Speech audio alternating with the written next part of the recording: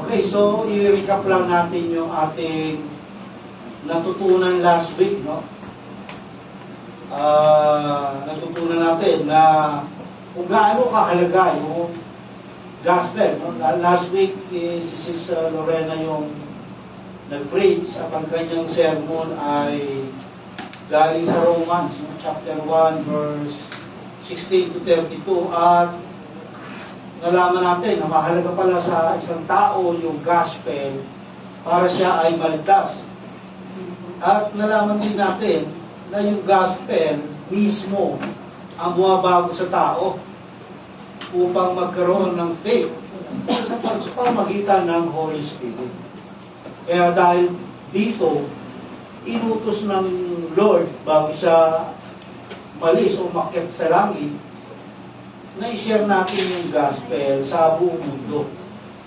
Ano yun ay commission natin. Bilang isang mananampalataya, yun ay ating tungkulin. Ngayon naman, tutuloy natin yung ating series, no, sa Book of Mark. No, nasa chapter 6 na tayo. At yung iniwan natin eksena last time ay yung healing ng babaeng dinudugo for 12 years, at saka yung healing, no, ay hindi healing, no, yung pagkabuhay muli ng anak ni Jairus, yung synagogue leader. Ngayon, chapter 6 na tayo. Makikita natin dito naman kung paano ni-reject si Jesus, no, ng mga relatives at kababayan niya. So, saan yung ticker?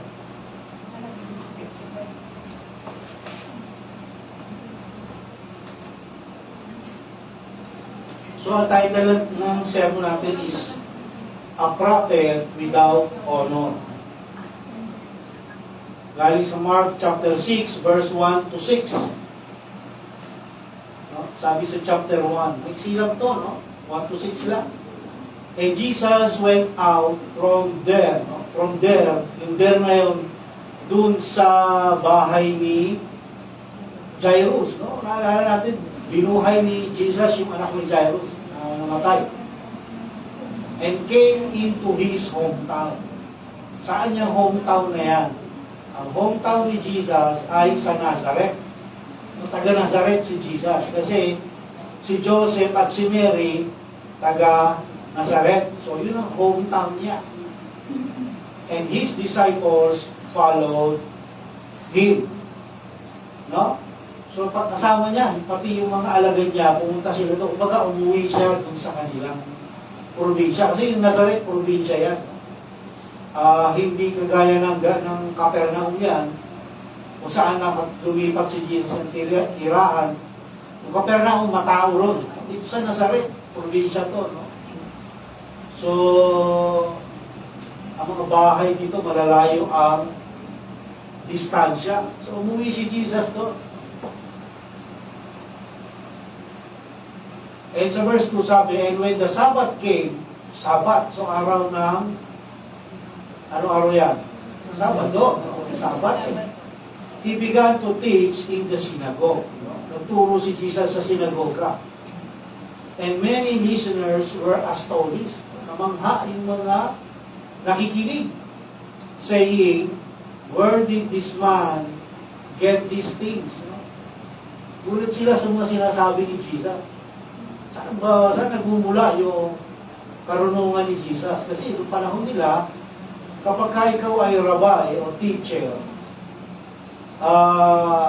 kumbaga, pag nagtuturo ka, kumbaga, nag-aral ka sa Lasal, de La Salle University. Ngayon, may mga bawat school, no, yung panahon nila, may mga ano yan, kumbaga yung style ng pagtuturo at yun yung na-adapt ng estudyante. Okay, namamangha sila kasi kakaiba yung style ni Jesus, yung way ng teaching niya, kakaiba. Kaya nga sinasabi nila, saan nakuha ni Jesus yung kanyang kaalaman. No? And sabi pa, and what is this wisdom given to this man? No, wisdom, hindi knowledge. Magkaiba yung knowledge sa wisdom. No? Yung knowledge, kapag in-apply mo sa buhay mo, nagiging wisdom. Okay? Alam mo na bawal pumatay. Knowledge yun. Ngayon, kung hindi ka pumapatay, wisdom yun. Okay? Yung wisdom, application ng knowledge. So sabi, and what is this wisdom given to this man? No? And such miracles as these performed by his hands. No? Pati yung mga ginagawa niyang miracles, yung mga panggagamot niya. Mamangha yung mga tao. So yung pamamangha ng mga tao, typical na yon. Typical na yun, hindi na bago kay Jesus yun.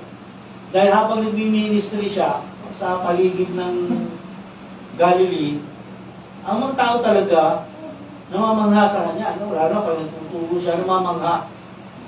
So dito, tatlong question yung ni-raise. Ginuhita ko yung mga question. Unang-una, saan natutunan ni Jesus yung kanyang itinuturo? No? Yung unang question. Pangalawa, anong karunungan? Anong klaseng karunungan itong pinagkaloob sa kanya? At ang pangatlo, paano niya nagagawa yung mga himala? No? Paano niya nagagawa? Ang tanong, ano ba yung tinuturo ni Jesus? Na namangha ang mga taong ito na nakikinig sa kanya. No? Si Mark, hindi niya in-elaborate. No? Diba? Yung tatlong gospel, Matthew, Mark, and Luke. Synoptic ang tawag yan. Yung sabihin ng synoptic, magkakatulad sila. No? May mga kwento kay Mark, may kwento si Mark na kinuwento rin ni Luke, na kinuwento rin ni Lucas. No? Sa pagkakataong ito, eksena na to, mas detalyado yung kwento ni Lucas. Matatandaan natin, kaya ganoon, isip natin bakit ganoon. Kasi depende sa audience. Nung gospel na sinusulat nila, si Matthew, ang audience niya, mga Hudyo, si Mark, ang audience niya, mga Romans, si Luke, ang audience niya, mga Gentiles. Okay? Kaya, pupuntahan natin ang book of Luke, no? yung si Lucas, pupuntahan natin yung ano niya. Yung eksena na to, kinuwento din ni Lucas, pero more detailed, no? Lucas chapter 4, hindi ko na sinama sa slide, ang haba nito eh. Verse 17 hanggang 21, no? Sabi dito, okay, so sabi, nasa loob si Jesus ng sinagogue, no? Nangangaral siya, no? Ito yung katuloy, sabi ni Lucas, verse 17. At do'y ibinigay sa kanya ang kasulatan ni Propeta Isaias. Binuksan niya ito sa dakong kinasusulatan ng ganito. So, binigay sa kanya sa loob ng sinagogue, may mga, bawat book, nasa isang scroll. Kaya marami silang scroll doon. So, yung book of Isaiah, ibinigay sa kanya nung mga tagapangasiwa ng sinagoga. Ibigay sa kanya para basahin niya. No? Binasa niya ngayon ang nakasulat, verse 18 ng Lucas 4. Ang Espiritu ng Panginoon ay sumasa akin. Yun yung binabasa niya, sapagkat hinirang niya ako. No? Sulat ni Isaiah to, at hinirang niya ako upang ipangaral sa mga mahihirap ang magandang balita. No? So yung prophecy ni Isaiah, binabasa niya. Isinubo niya ako upang ipahayag sa mga bihag na sila'y lalaya. No? At sa mga bulag na sila'y makakakita. Isinubo ako upang palayain ang mga inaapi. No? So, ang binasa ni Jesus, galing sa book of Isaiah. No? Sa Isaiah naman, ang katumbas nun, Isaiah 61, verse 1 and 2. Isaiah 61, verse 1, ito yung binasa ni Jesus, no? Sabi dito, ang Espiritu ng Panginoong Yahweh ay sumasa akin. No? Sakto yung ibinigay sa kanya, no? Na scripture, no? Sapagkat ako'y kanyang hinirang. Sinugo niya ako upang dalhin ang magandang balita sa mga inaapi, upang pagalingin ang mga sugatang puso, upang ipahayag sa mga bihag at sa mga bilanggo na sila'y lalaya. Verse 2, sinugo niya ako upang ipahayag na darating na ang panahon ng pagliligtas ni Yahweh at ang paghihiganti ng Diyos laban sa kanyang mga kaaway. No? So may kaaway ang Diyos. Sino kaaway ng Diyos? Yung hindi sumusunod sa Kanya. No? So mali yung sinasabi ng karamihan na ang pag-ibig ng Diyos ay unconditional. May kondisyon ang pag-ibig ng Diyos. Kapag hindi ka sumunod sa Kanya, ituturing ka niyang kaaway. No? Sinugo niya ako upang aliwin ang mga nagluluksa. Okay, mahaba pa yun, no? So, sa verse 1 pa lang, makikita natin yung expression ng Trinity. Okay, so yung mga, kapag meron nagsasabi sa atin, nakakausap tayo, hindi kami naniniwala dyan sa Trinity na yan. Hindi kami naniniwala, isa lang ang Diyos. No? Si Jesus, tao lang yan, propeta. Yung Holy Spirit, sabi nila, ano daw yan, parang energy. No? Energy or power ng Diyos. Hindi, no? Tingnan natin, sabi dito, ang Espiritu ng Panginoong Yahweh, Espiritu, Holy Spirit, ng Panginoong Yahweh, Diyos Ama, ay sumasa akin. Si Jesus, God the Son. So, sa verse 1 pa lang, tinutukoy na yung Trinity. No? At makikita natin yung binabasa ni Jesus na prophecy ni Isaiah ay nangyayari during that time, in real time. No? Nagaganap yun. In real time. Kaya nga sinabi ni Jesus sa kanila, no? Today, this scripture has been fulfilled. Yun ay kinagalit nila. No? Sabi ni Jesus, ngayong araw na to, itong binasa ko na scripture na to, na-fulfill. Yung mga tao noon, pagdating sa scripture, magagaling yan. Magagaling yan. Hindi mo na kailangan, kahit gamitan mo ng mga metaphor o ano yan, naiintindihan nila yan. Kaya, nung sinabi ni Jesus na itong araw na ito, na-fulfill ang scripture na ito, nagalit sila. Pero yun ang katotohanan, no? Kasi yung promise ng Lord sa kanila, yung promise na yun, na sinugo si Jesus, ayun na yung fulfillment eh. Nandun na yun, nasa harapan na nila, no? Nasa harapan nila. Pero, hindi nila matanggap. Yun ang problema. No? Hindi matanggap. Kaya nga, doon sa Lucas at Isaiah na binasa natin, parehas lang yun, no? Kumbaga, sa Lucas, kung ni Lucas yung sinabi ni Jesus, at yung sinabi ni Jesus nanggaling sa Isaiah, no? Isaiah 61. So sa binasa ni Jesus, sinabi ni Jesus na yun, na binasa, sinulat ni Isaiah, merong 5 bagay na gagawin ang Mesiyas sa kanyang pagdating. No? 5 yung kanyang gagawin. Una, He will be anointed to preach the gospel. Susugo siya para i-preach yung gospel, which is ginagawa niya na, no?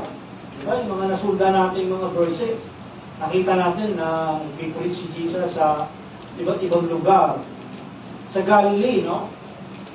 At sabi, sinugo siya, He was anointed to bind up the broken-hearted. No? Or ibig sabihin nun, deal with the issues of sin. No?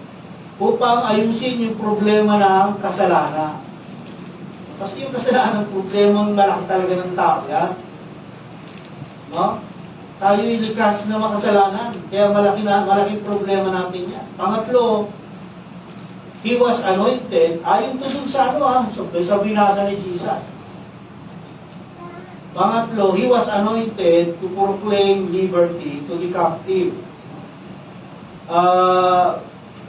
Sinugo siya para i-proclaim o sabihin yung kalayaan sa kasalanan.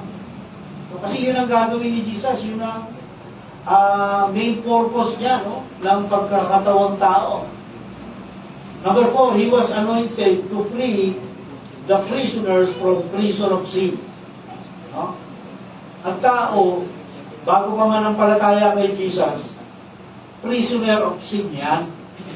No? Kaya, yung sinasabi ng iba, yung free will, walang kalayaan ng tao. No? Sabi niya, hindi, may free will kami. Paano ka nagkaroon ng free will? No? Lalo na yung kung unbeliever ka ba, paano ka nagkaroon ng free will? Puro kasamaan ang ginagawa ng tao. Lahat ng ginagawa ng tao,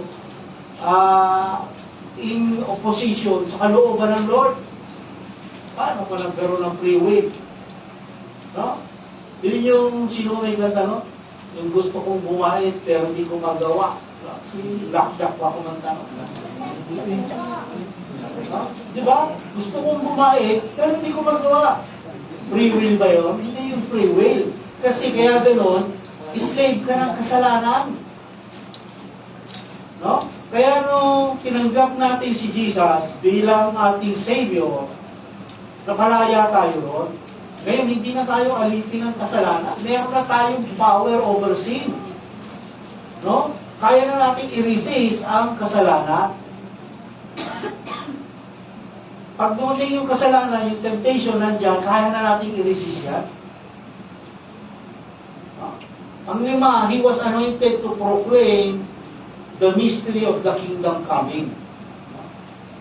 Ipinroclaim ni Jesus yung pagdating ng kingdom, the dispensation o pagbibigay ng grace, at yung church age. No? Dineclare lahat ni Jesus yan, pinroclaim lahat ni Jesus yan, kingdom coming, parating na yung kingdom ng Lord. No? At yung church, sinimula ni Jesus. Kasi nga sinara yung pintuan para sa mga Hudyo. No, binuksan ng Lord yung pintuan ng church sa Gentiles. So dahil sa mga sinasabi ni Jesus na ito, bumahanga yung mga tao sa tinuturo niya. No? May power. Kasi siyempre pag nagsalita si Jesus, may power yun. Siya yung word. At saka Diyos yan. No? Kaya may power. Ang problema lang, yung mga tao disconnected. Hindi nila mai-connect yung tinuturo ni Jesus sa katotohanan. No? Kasi nga hindi nila tinatanggap na si Jesus yung Messiah. Hanggang ngayon, no? Hanggang ngayon, ang Israel, naghihintay pa sila, inaantay pa nila yung Messiah nila. No? Sabi nila, yung Messiah nila, yun ang magtatayo ng third temple. No? Yun ang reality, no? Hanggang ngayon yan. Kaya nga dahil sa kanila, magkakaroon ng tribulation. At pasalamat tayo dahil sa kanila, hindi natin mararanasan yun. Ang church, hindi mararanasan ng church yung tribulation.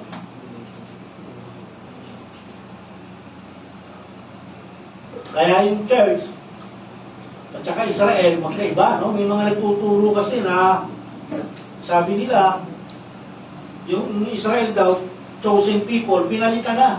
No? Ng church. Church na yung pinalit, mali. Hindi totoo yun. Hindi pinalitan ng... Kasi ang Diyos hindi babali sa kanyang pangako. Meron siyang promise kay Abraham na dapat niyang tuparin. Kaya hindi po pwedeng palitan yung mga Israelita ng church. No? Pagkahiwalay yan. Merong mga verses sa Bible na nagpapatunay niya. Okay, verse 3. Is this man not the carpenter? So, nagbubulungan yung mga tao sa sinagoga nung nagsalita si Jesus. No? Diba, ito yung karpintero. The son of Mary, yung anak ni Maria. and brother of James. Di na binanggit si Joseph, no? And the brother of James. Kasi patay na si Joseph nung mga time na to. Kaya hindi na binanggit. Kasi hindi pwedeng mag-ministry si Jesus hanggang nabubuhay si Joseph.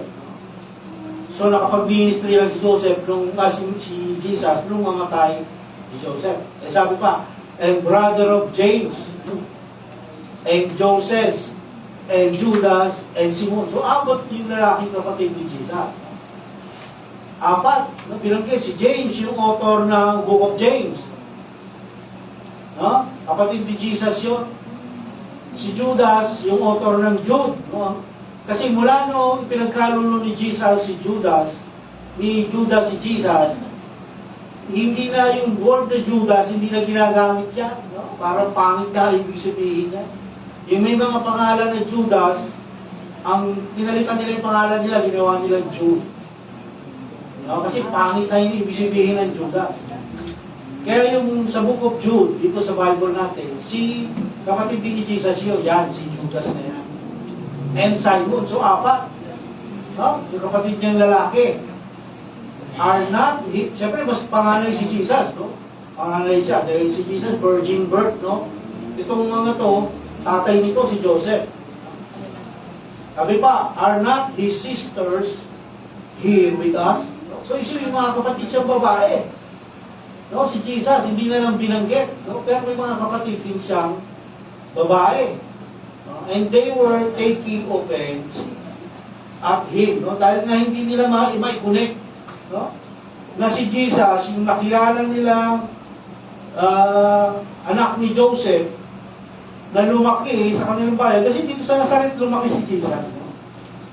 Umalis lang siya dyan nung nagsimula na siya mag-ministry. No? 30 years old na siya. So, si Jesus nung pinanganak siya sa Bethlehem. 2 taon siya doon. Dahil nga gustong ipapatay yung mga bata, sinabihan sila ng angel, pumunta kayo ni Egypt. So, pumunta si Jesus si Mary, si Joseph, si Jesus sa Egypt. Sila nagtago. Nung 6 na taon na si Jesus, namatay na si Herodes, yung nagpapapatay ng mga bata, nalaman nila, bumalik na sila sa Nazaret.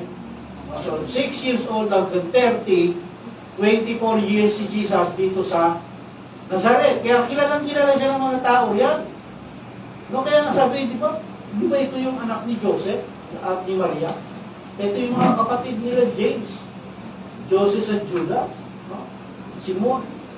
Yung mga anak yung mga kapatid yung bahay, di ba ito kasama natin? Sabi kanya, tataka sila. No, siyempre, nakita nila lumaki si Jesus, alam niya, hindi naman nag-aral. No? Kaya tataka sila, saan galing yung kaalaman ng tao na to? Hindi naman ito nag-aral.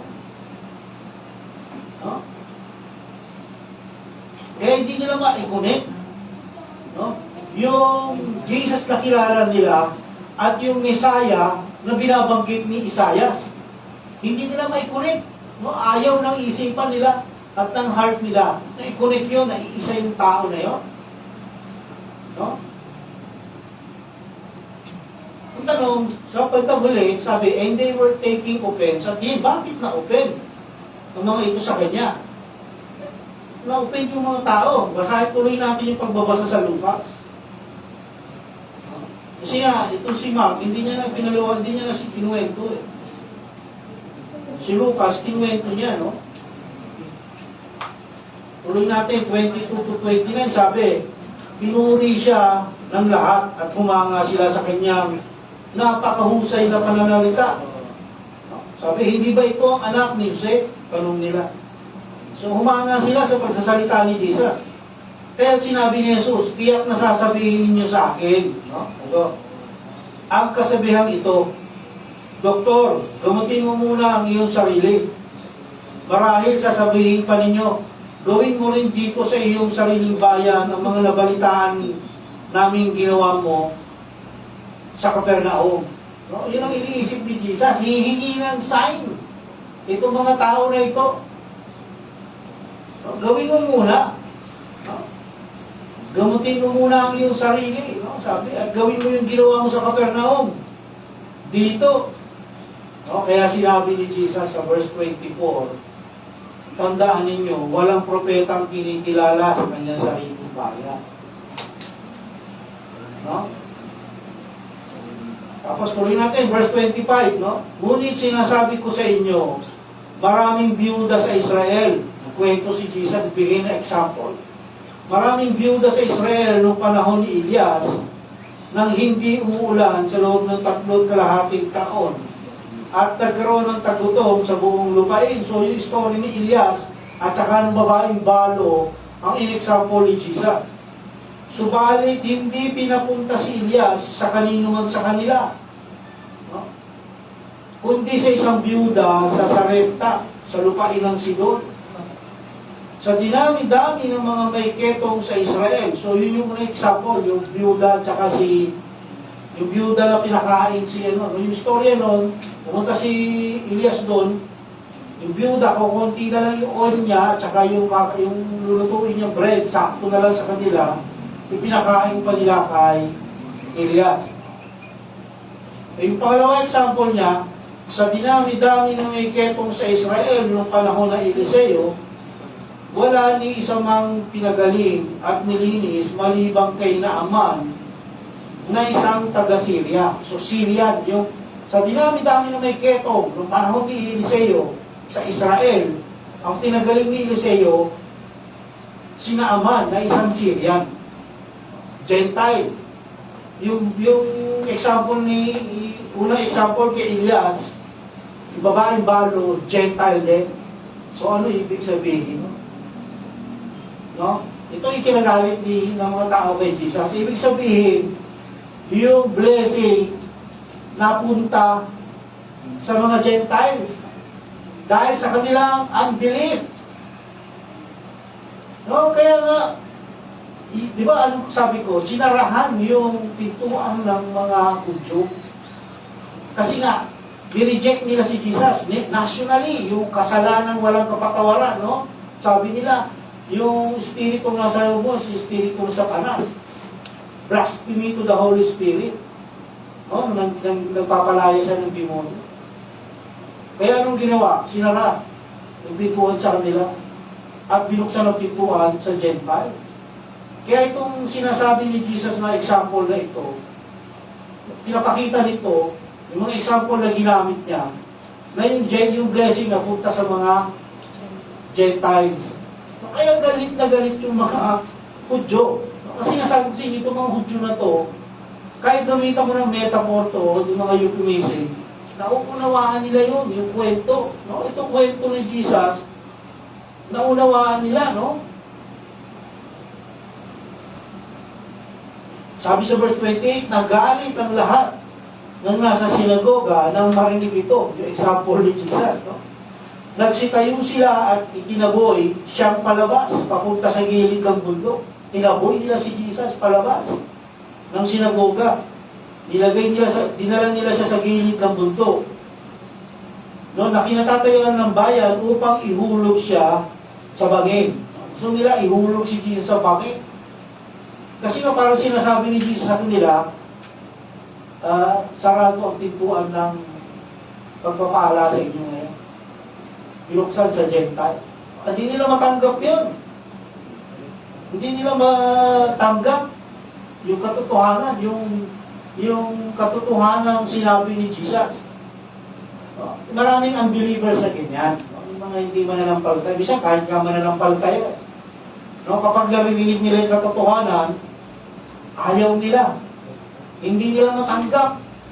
So kahit mananampalataya na, kapag yung nadidinig nila, nakatotohanan galing sa Scripture, kapag hindi ayon sa gusto nila, hindi nila tinatanggap yun. Nire-reject nila, hindi totoo yun. Kasi hindi yan ang gusto ko. No? Pero pag gusto nila, tatanggapin nila. No? Sa mga believer naman, ayaw nilang tanggapin yung katotohanan kasi offensive yun para sa kanila. No? Nakaka-open to sa amin. Hindi totoo yan. No? Ang gusto namin marinig, yung puro kagandahan lang, yung mga prosperity preaching, yan gusto namin marinig, na ang Diyos, by pass for you, no? Yung Jeremiah 29, yan ang gusto kong marinig. na puro pagpapaalala, walang parusa. Ayaw ko marinig yung parusa. Pero hindi po pwede. Yung ang sabi ni Scripture, kailangan malaman natin yun, na lahat ng ginagawa ng isang tao, mananampalataya man o hindi, lahat yan may consequence.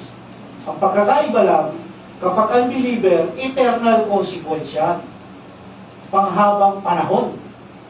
Pag unbeliever ka, may consequence, pero kapag believer ka, may consequence, pero temporal lang, temporary lang. No? Kasi yung truth, offensive yan. No?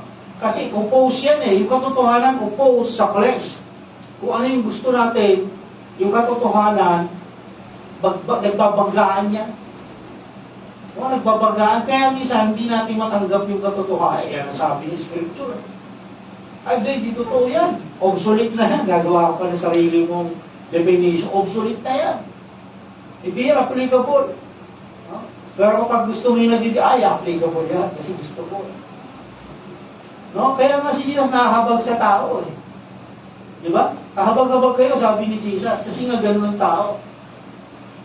Kasi nga, kapag bawal, masarap, no? Lahat ng bawal, masarap eh. Totoo yan, no? Lahat ng bawal, masarap. Pero yung tunay na believer, kahit masakit, tatanggapin niya. No? Yung katotohanan, kahit masakit man sa kanyang kalooban, tatanggapin niya yan. Kasi yun ang paraan ng Lord para ituwid tayo. Yung masaktan tayo.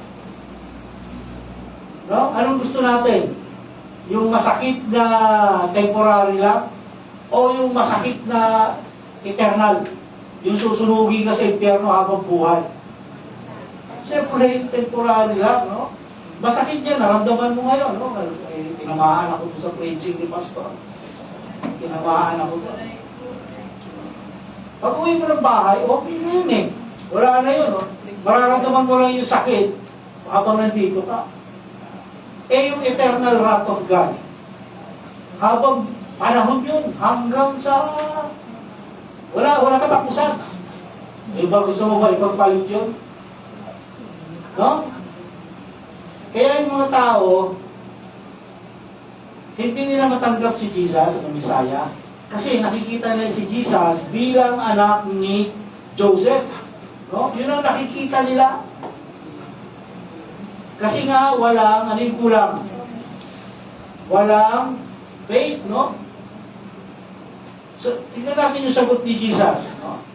Sa verse 23, sabi niya, tiyak na sasabihin ninyo sa akin ang kasabihan ito, Doktor, gumutin mo muna ang iyong sarili. Marahil sasabihin pa ninyo, gawin mo rin dito sa iyong sariling bayan ang nabalitaan namin ginawa mo sa Capernaum. No, gusto nila gumawa ng miracle si Jesus. Kasi iniinsulto nila siya. Maniniwala lang sila kung gagawa ng miracle si Jesus. No? Anong natutunan natin doon sa story ni Jairus at saka ng babaeng dinudugo? Di ba, faith? Ano yung sabihin ng faith? Hebrews 11:1. Faith is believing on things you cannot see. Yung mga naniwala ka sa mga bagay na hindi mo nakikita. Pero pag nakita mo tsaka ka naniwala, hindi na faith yun. No? Kaya sinasabi sa kanila ni Jesus, gusto nyo makakita muna bago kayo maniwala. Hindi kayo naniniwala dahil sinabi ng Scripture. Hindi kayo naniniwala dahil sinabi ko. Ang gusto nyo, ebidensya. Ang gusto nyo, patunay. No? Pero yung babaeng dinudugo at si Jairus, hindi nila inantay yun. Hindi sila naghanap ng patunay. O hindi, naniwala sila sa sinasabi ni Jesus.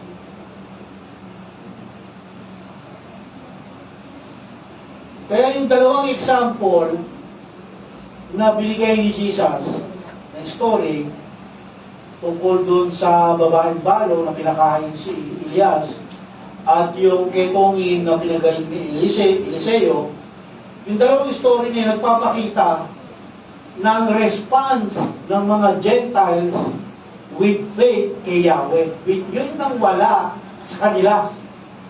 Kaya nagalit sila eh. No? Isip nila yung sabihin, mas matindi pa faith niyang mga Gentiles niya kaysa sa amin. No? Pero yun ang katotohanan. No? Isip niya, kami yung piniling bansa eh. No? Ng Diyos. No? Yung mga, kayo yung piniling bansa ng Diyos, hindi nyo tinanggap yung message ng gospel. Nireject nyo. Mabuti pa yung mga kinamumuhian nyo kasi ang mga Hudyo, very prideful yan. Kasi nga alam nila sila yung pinili ng Diyos. Kinamumuhian nila lahat ng tao, maliban sa kanila. No? So sinasabi ni Jesus, kung sino pa yung mga kinamumuhian nyo, yun ang tinatanggap ng Diyos. No? Kasi masyado kayong prideful. Kaya nga sa galit na tao, gusto ihulog siya sa bangin, no? Sa galit ng mga tao. Okay, verse 4 tayo.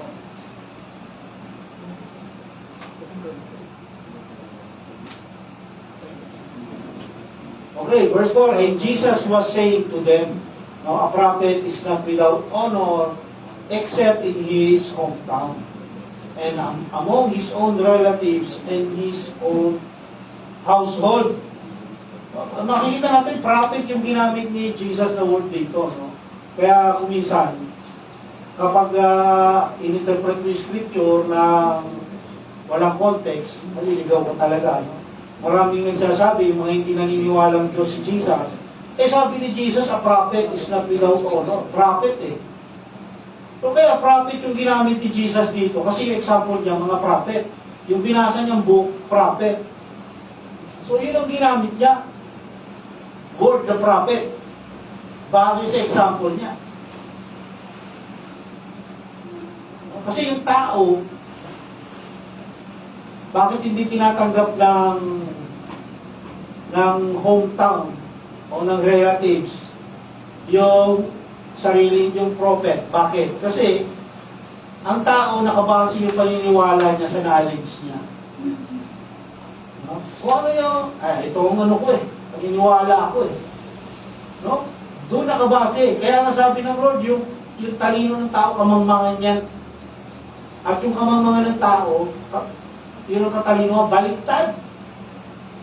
No? Kasi nga pag masyado kang madunong, hindi yan. Ito alam ko eh. No? Paano magiging propeta yan?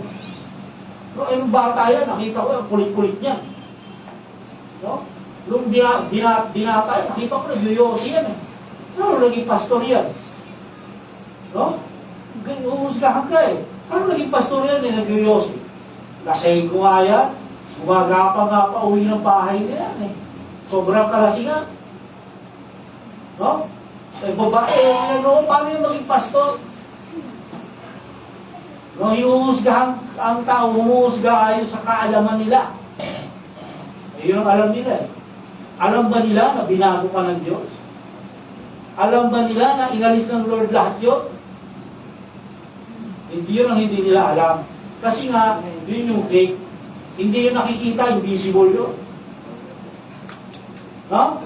Kaya, ganun din sa istorya na to. Paano nila paniwalaan si Jesus? Nakita nila yan eh. Anak, yung may sinasabi mong Messiah, yung bata yan, yung uhog niya nasa ilong na gano'n. Meron pa Mesiyas na gano'n, yung labas yung uhog. Diba, nakikita niya si Jesus, bata, naglalaro eh. Normal na tao yan, hindi yung Messiah. Yun ang iniisip ng mga tao na ito. Kaya nga nagtataka sila, saan galing yung dulong niya? Saan galing yung paano niya nagagawang pagpagaling? No? Nakita ko yun, bibinatayan eh. Tumutulong lang sa tatay niya, gumagawa ng lamesa, upuan. No? Paano hindi ko naman nakita nag-aral yan?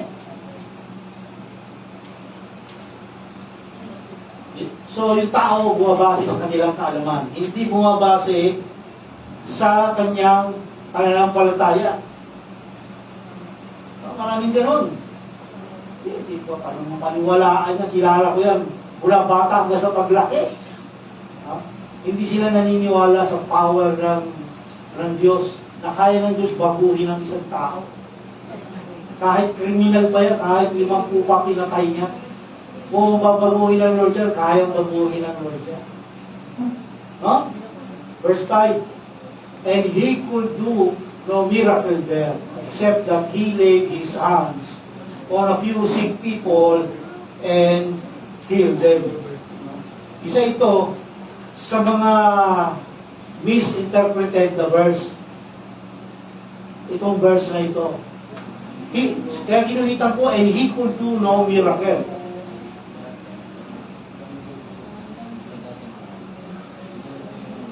Marami nagsasabi, nagtuturo, na si Jesus hindi siya makagawa ng miracle dahil sa unbelief. No? O dahil walang faith yung mga tao. So sinasabi nila na yung power ni Jesus to make miracle depende sa faith mo. Mali. No? Hindi yan ang ibig sabihin niya. No?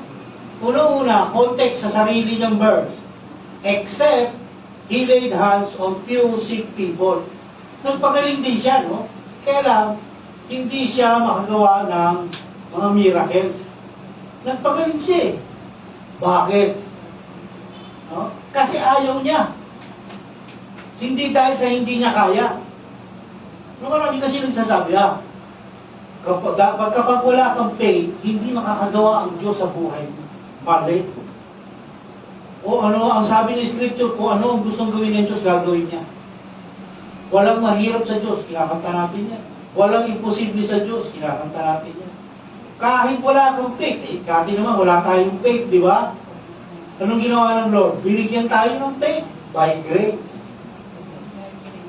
No? Walang mahirap sa Diyos, walang makakapigil sa kung ano ang kalooban ng Lord. Kaya nga napakahalaga na kapag nag-aaral tayo ng Scripture, lagi may context. No? Kasi kapag yan lang binasa mo, out of context ka na dyan. No? Dahil wala silang faith, hindi makagawa si Jesus ng miracle. Hindi, ayaw talaga gumawa ni Jesus ng miracle kasi wala silang faith. No? Wala silang faith eh. Bakit po kayo gagawa ng miracles? Bakit? Healing ko, konti lang magagawin ko sa inyo. Kasi wala kayong pananampalataya sa akin. Hindi kayo naniniwala na ako ang Mesiyas. O hindi dahil sa faith nila yun, kaya gano'n na nalilimit yung power ni Jesus dahil sa faith nila, hindi. No? Kasi yung faith mismo nila, magagaling sa Diyos. Anong tawag natin doon? Na kayang gawin lahat ng Diyos, ang lahat ng bagay?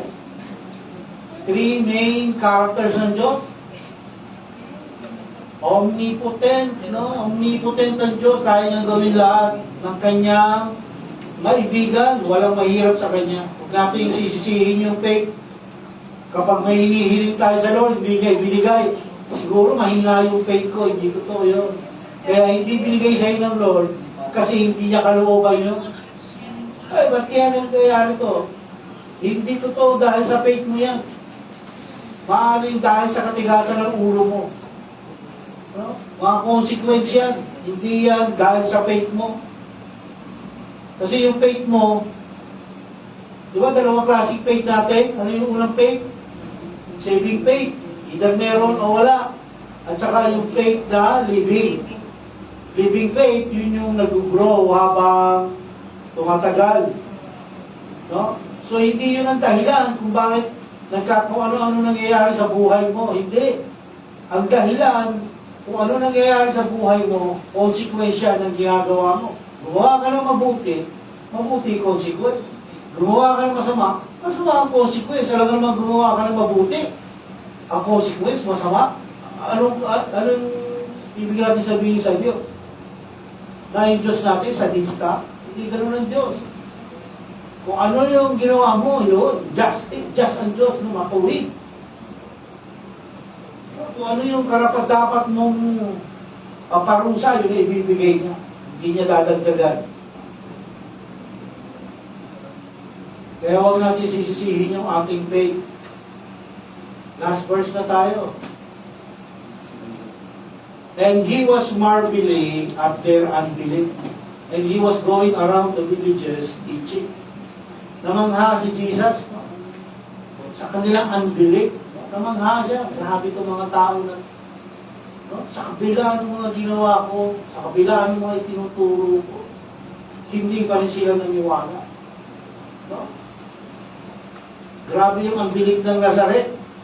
Kaya, konti lang ang ginawa niyang miracles dito sa lugar na ito, sa bayan na ito. Sabi nila, sabi niyo, kilala niyo ako, bakit nireject niyo ako, bakit niyo ako nire-reject? Pati yung mga turo ko.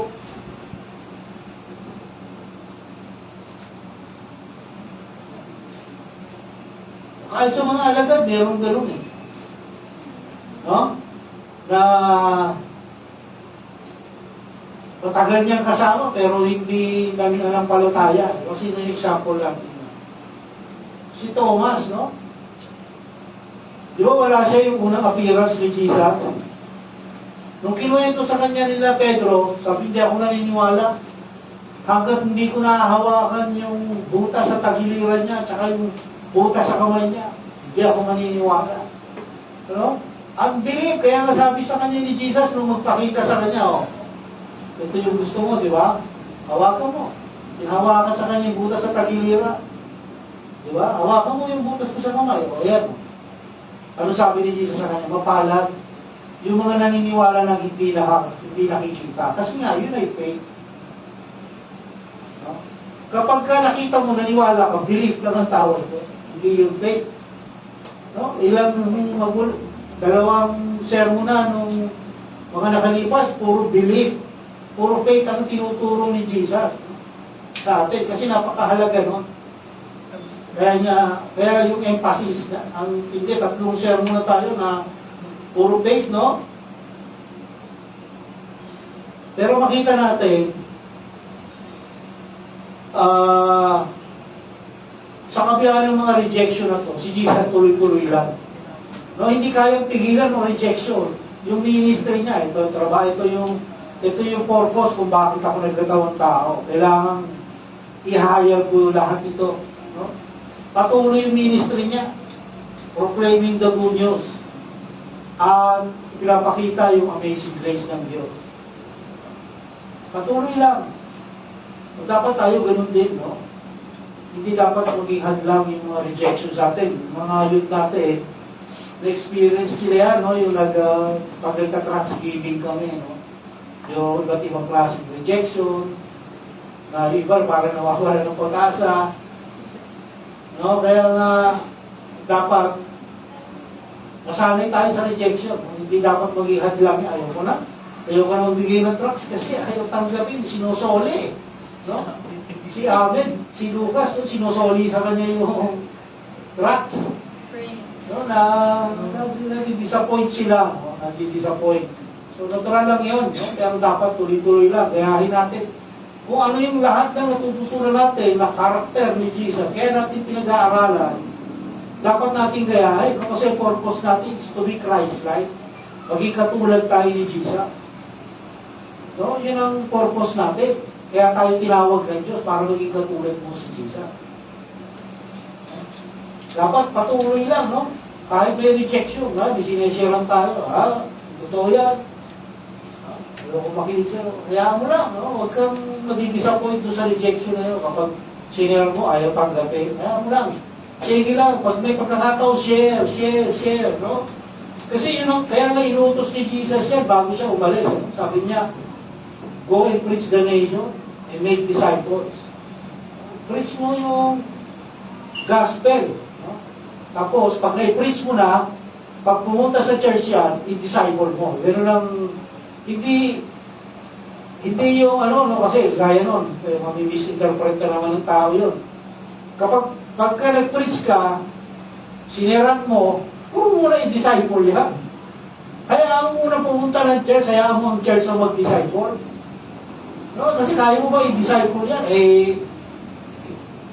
Kasi share mo pa lang ng gospel. Kaya mo lang, pag sumama na sa simbahan niya, Yung church na bahalang mag-disciple siya. No? May maaaring tayong mga gawain dito sa church na discipleship. No? Kaya ang mahalaga lang, maisama sila dito sa church. Pag nadala mo na yan sila dito, yung church na magdi-disciple. So ano matututunan natin dito? Sa story na to. Una, faith comes by grace. No, hindi natin kayang mag-produce ng faith. Yung faith, ano yung salvation natin? Salvation is by grace alone, through faith alone, in Christ alone. So yung faith comes by grace. Kailangan muna grace bago ka magkaroon ng faith, no? Wala makakasabi ng John 6:44, wala makakalapit kay Jesus, wala makakalapit sa akin, sabi ni Jesus. Malibang akayin siya ng Ama. No? Walang makakalapit sa akin. Kaya natin may malibang akayin siya ng Ama. So, hindi kaya ng tao na lumapit kay Jesus sa kanyang sarili lang. Kailangan yung Ama o God the Father ang magdala sa kanya kay Jesus. Kaya nga, by grace. No? Yun ang una natin natutunan dito. Kaya yung mga tao sa Nazaret, hindi sila naniniwala kasi walang grace, no? Pangalawa natutunan natin, hardness of heart is natural. Tawag natin dito, ang letter T sa tulip. Total depravity of man. No? Yun ang default condition ng tao. Yun ang kondisyon ng tao. Totally depraved. Wala siyang kakayanang iligtas ang kanyang sarili. No? Unless kumilos ang Holy Spirit sa kanyang buhay. No? Pangatlo, natutunan natin, ministry includes rejection. Sa ministry, merong rejection, dapat i-expect natin yan. No? Rejection, resistance, no? Maging sa ating pamilya o mga kamag-anak, no? Mga kaibigan, pwedeng manggaling yung rejection o resistance. Dapat lang tayo magpatuloy sa kabila. Tayo papa-apekto. No?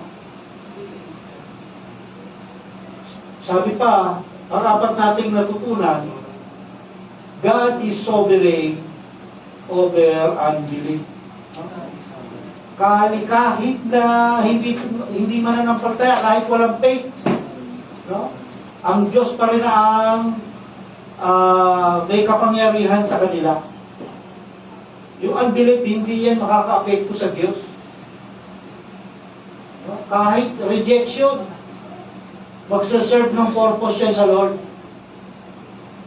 No? Yung kanyang pinili, mananampalataya sa itinakdang panahon.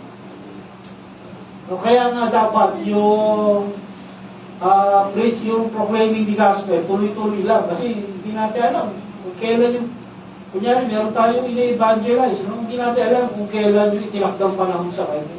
Kaya tuloy-tuloy lang. No? Tuloy-tuloy lang yung pag-share ng gospel. Tayo, ayoko na, nakakatamad na yan.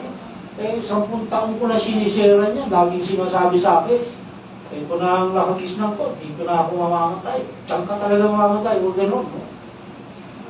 Kailangan natin, bigyan natin sila ng pagkakataon. Share the gospel.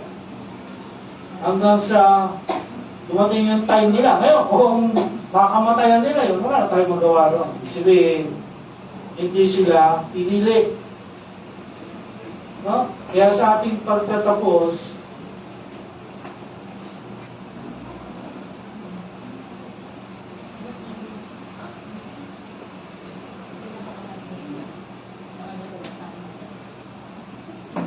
okay, sabi sa ating pagtatapos, truth will either produce belief because it is indeed absolute truth, or truth will bring about hostility because of unbelieving heart. Dalawa lang yung response. sa resulta ng truth. No? Regardless kung sino man tayo o kung ano man ang ating nalalaman. Dalawa lang yan. Sabi, either to produce belief o to produce ng, yung sinasabing truth dito, yung katotohanan, o yung gospel, o yung salita ng Diyos. Ha? Sinabing truth, ibig salita ng Diyos. Dalawa lang ang resulta niyan o ang response dyan ng tao. Either mananampalataya sila, believe, o hostility, o galit.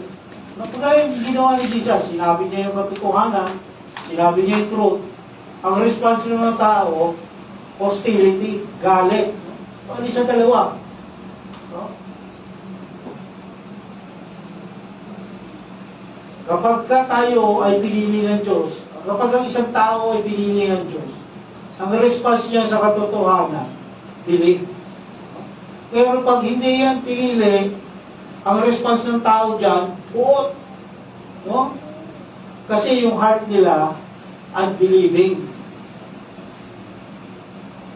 No? Kaya nga dapat, pag nagpipray tayo, kung sino man yung ipagpray natin, yung ating sarili, at kung sino man yung gusto nating maligtas, nabuksan ng Lord yung kanilang mata. No? Kasi kailangan magbukas yung apat na to. No? Mata, para makita ng tao yung katotohanan. Tainga, para marinig nila yung katotohanan. Puso, para maramdaman nila yung katotohanan. At isipan, para maunawaan nila yung katotohanan. No? Kasi kung hindi mabubuksan to, wala.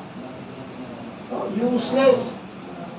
Kahit anong sabihin mo dyan, kahit itapat mo sa mukha niya yung Bible, ang sabi ng Bible, hindi yan tatanggap, hindi yan maniniwala, kasi sarado. Sa mga, may tawag sila dyan, yung mga itinda ng yung sa mga networking. Open-minded ka ba? Ayan, open-minded ka ba? Yung mga naging networking, open-minded ka ba bago kanya hihikayatin? Tatanong niya kung open-minded ka. Sa Lord, ganyan din, kailangan natin buksan lahat yung apat na yan. Spiritual eyes, spiritual ears, yung ating heart, at yung ating mind. Lahat yan dapat mabuksan. No? Pero pag bumukas yan, kunyari sarado yung mga yan, pag bumukas yan, lahat yan bukas. Hindi pwedeng eyes lang. No? Pag binuksan ng Lord yan, lahat yan mabubuksan. No? Pag nabuksan yan, natatanggap natin yung katotohanan ng may kagalakan at kapakumbabaan. Yun ang mahalaga. Yung tanggapin mo yung katotohanan ng may kagalakan at kapakumbabaan. Huwag ka ma-open sa katotohanan, kagaya ng mga taga-Nazaret. No? Kung nadinig nila yung katotohanan, gusto nila, itapo nila si Jesus sa bangin. No? Baka mamaya gawin natin yun sa mga nag-share ng gawin sa iyo ng mga nag-share ng gawin sa iyo kapag sinare mo yung gospel, itapong ka sa bangin.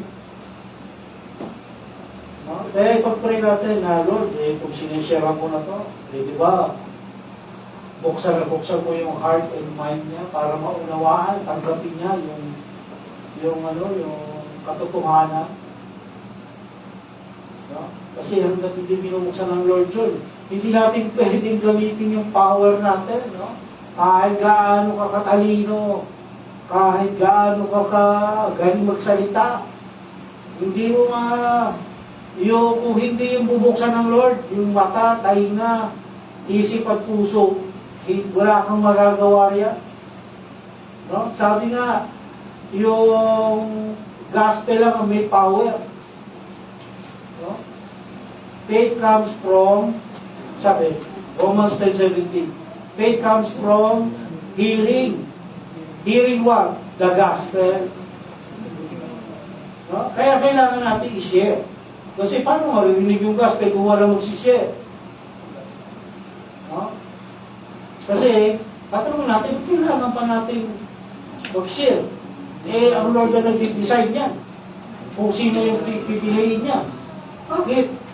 Kasi gusto ng Lord ma-involve tayo sa kanyang ministry, sa kanyang kingdom. Kasi nilikha tayo ng Lord kasi may purpose. No? Hindi ka nilikhain ng Lord kung wala kang silbi. Anong sahod doon?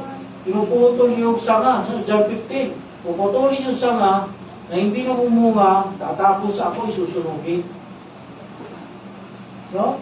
Kaya tayo, nilikha tayo ng Lord for a purpose. No, hindi tayo nilikha ng Lord pan-display lang sa ibabaw ng lamesa. Ano sabi? Yung ilaw, dapat sa ibabaw ng mesa nilalagay, hindi sa ilalim ng kama. Sa ilagay mo sa ilalim ng kama, sunog yung kama mo. No? Kaya purpose ang lahat. Dapat i-exercise natin yung purpose na yun. Kasi kung hindi, ang sabi ng Bible, puputulin, tatapon sa apoy. No? Kasi wala ka naman silbi. O sa bahay mo ba, pag walang silbi, tinatabi mo? Di ba tinatapon mo? Lalo si Grace, kapag walang silbi, tapon ang tapon niya. Isa nagmula, asan na yung mahanapin mo yung, asan na yung ano ko? Tinapon. So ganun yung pag walang silbi yung gamit mo sa bahay, tatapon yan eh, ng mga nanay. Tinatapon nila yan. Ang pasikip lang to dito. Ano? Saan mo ginagamit mo ba to? Yung tatanong, no? Ginagamit mo ba to? Oo, gagawin pa. Hindi, tapon na yan. Hindi mo ginagamit. No? Kasi wala silbi. Walang purpose. Ang Lord, ganoon din. No? Nakita na Lord, wala kang silbi, ha? Tapon ka lang. No? Ang mabigat, saan tinatapon? Sa apoy. No? Eh yung gamit natin sa bahay, sa basurahan lang tinatapon. Ang mabigat sa Lord, sa apoy yung tinatapon, sinusunog. Kaya dapat gamitin natin yung ating purpose. No? Yung purpose natin, lahat tayo meron. Imposibleng wala. Kasi kung wala kang purpose, hindi ka tinawag nila. Okay, samahan.